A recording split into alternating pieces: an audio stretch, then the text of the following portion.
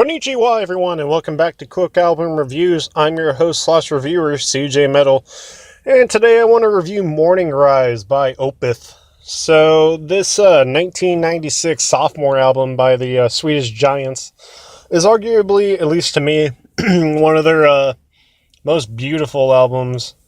It mixes elements of thrash, melodic death metal, folk, blues, jazz, acoustics. It delivers a plethora of different styles, different melodies, different all that kind of shit. And it works. Now, a lot of times when, bands try to mix, several different styles, it usually sounds like shit. But in this case, Opeth has been able to do this for actually probably their entire career. They've been really good about, having different styles flow into each other and stuff like that, where it sounds good. Because, there's a lot of other bands who, try to do all these different styles, but, it just sounds like shit. But, Opeth has managed to, somehow weave them all together. So, and I think the best weaving, I guess that's what I'm calling it now, was taking place on, Morningrise. You could argue, there's some of their other albums are more beautiful, I guess. But, sorry, I don't know what the hell's in my throat. But, at least to me, it was the most appeasing and appealing to my ears.